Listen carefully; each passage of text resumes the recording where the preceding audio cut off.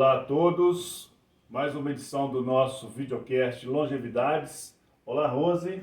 Olá, Pitico, olá, pessoal.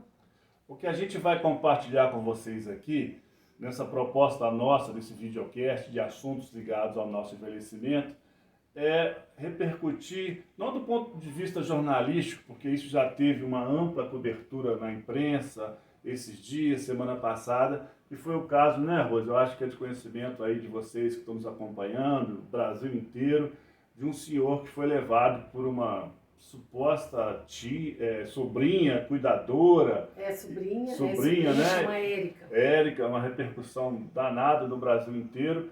O fato é, o que para nós aqui a gente deseja compartilhar, né, Rose? E aí você já, por gentileza, continue sempre à vontade, né, para suas reflexões que são importantes, principalmente no atendimento neuropsicopedagógico, no atendimento a pessoas idosas como eu, é que realmente é um crime, uma violência contra a pessoa idosa. E essa é a pauta que a gente quer desenvolver com vocês. Quer dizer, independentemente das apurações que estão sendo feitas, é preciso que a vontade da pessoa idosa, né, na sua integridade física, seja respeitada, seja conhecida. E esse caso denotou, assim, se ele estava já sem vida ou não, um caso de uma agressão forçada e que, infelizmente, a gente observa no dia a dia, né, infelizmente. Dizer também, né, Rose, que a violência contra as pessoas idosas, infelizmente, não é casos de agora, recente, né?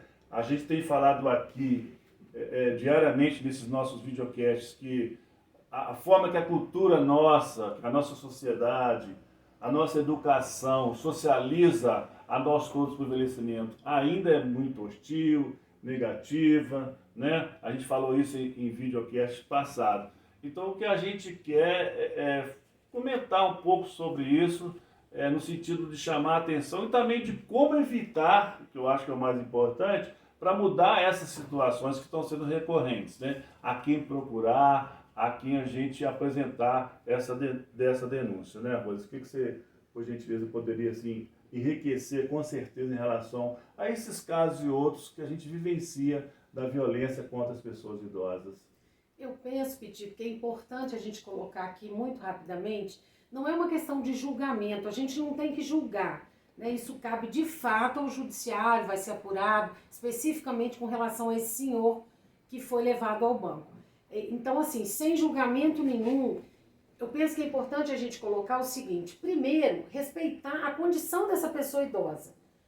Visivelmente, independente se tinha falecido ou não, não é nem essa a questão.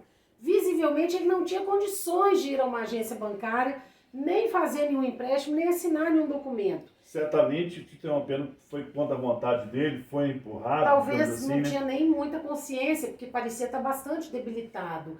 Podia ser, gente, para levar a uma loja para fazer uma compra, não importa onde. A pessoa está em condição, ela quer sair, ela quer ir a algum lugar, precisa ser levada ao médico, um exame, é uma condição necessária ou importante, ótimo, tem que ser feito. Sim.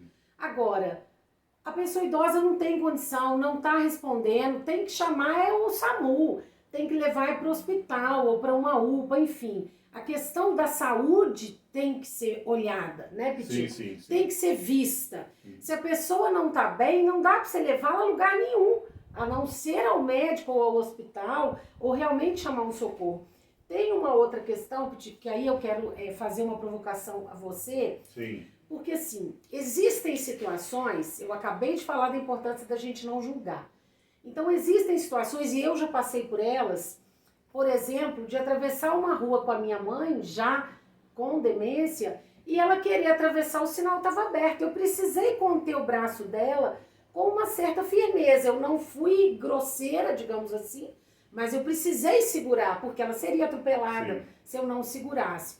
Talvez aos olhos de alguém que está passando e julgando, que infelizmente isso hoje é a coisa mais corriqueira que existe, a gente vê uma cena e naquele recorte já faz uma avaliação da vida da pessoa, a gente não pode fazer e não deve fazer isso, né? Sim. Então quem passou naquele momento deve ter pensado, que menina maluca.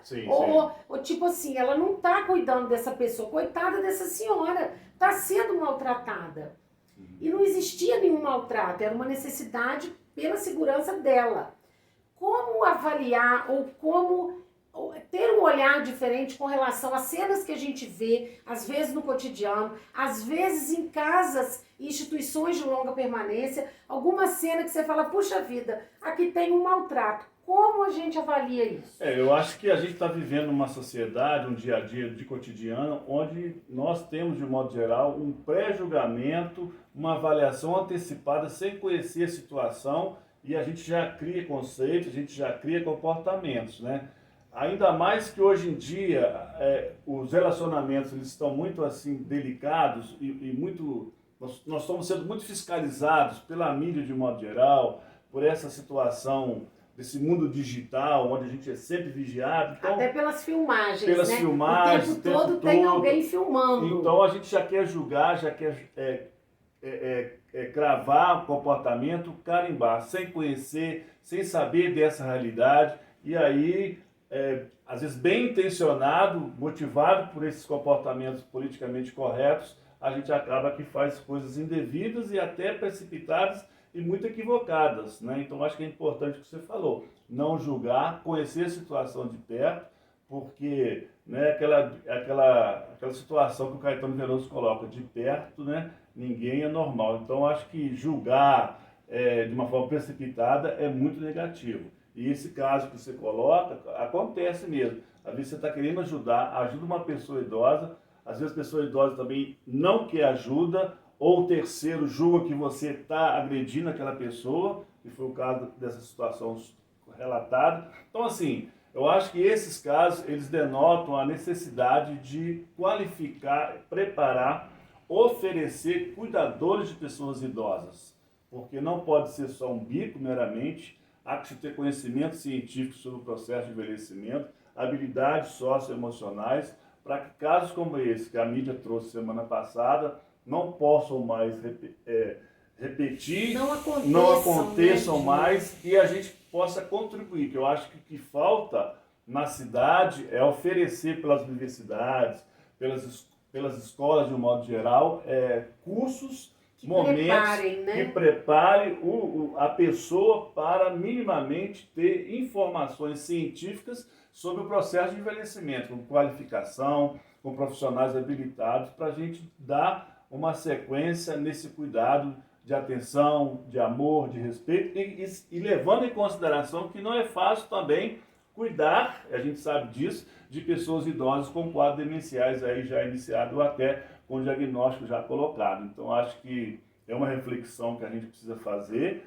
né? Essa violência, como eu disse, acontece e para que essa violência seja diminuída ou enfrentada, eu penso, Rose, que a gente precisa oferecer, além desses cursos para cuidadores de idosos, também seria os cursos e campanhas publicitárias, da gente falar mais sobre esse assunto, como a gente está colocando aqui nesse videocast sobre longevidades, né? Ótimo. E se eu puder falar só mais uma coisa, claro. Gente, assim, na verdade, isso já vai, tá, Paula, para o recorte, depois você continua, porque aí eu quero a falha nossa também, mas eu esqueci mesmo. Então, na verdade, assim, se eu posso falar uma coisa, é uma dica muito básica para a gente usar o nosso bom senso. É preciso ter bom senso. O que eu desejo para mim, eu desejo para o outro. E assim, sendo o que eu não quero para mim, eu também não vou fazer com outra pessoa.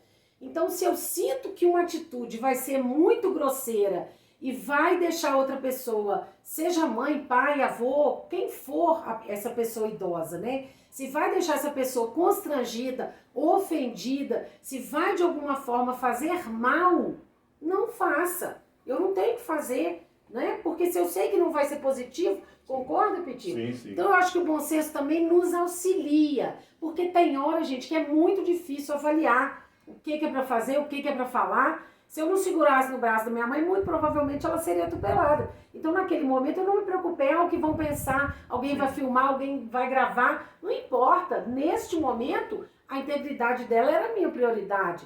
Poderia ter havido uma denúncia, alguém que fosse procurar até a polícia. para ir atrás de mim e falar lá, tá maltratando, não tem problema. Naquele momento eu tinha certeza que era o correto a fazer. Então penso que isso no dia a dia nos facilita também, concorda? É isso mesmo. Ô, gente, a gente fica por aqui para que vocês possam curtir esse vídeo, como os outros também, e os próximos, deixem o seu comentário. A gente agradece muito mais uma vez a sua atenção. Se inscrevam no canal. Se inscrevam no canal. Compartilhem, por favor, também esse vídeo, né, amor? Com certeza. Amor, porque é marido, né, gente? Aí sai o amor durante a gravação. Quanto mais pessoas o YouTube vê, curtindo, compartilhando, se inscrevendo, mais eles entendem que esse conteúdo é importante e tem relevância. Então, pela sua atenção, muito obrigado e até um próximo Longevidades. Até lá!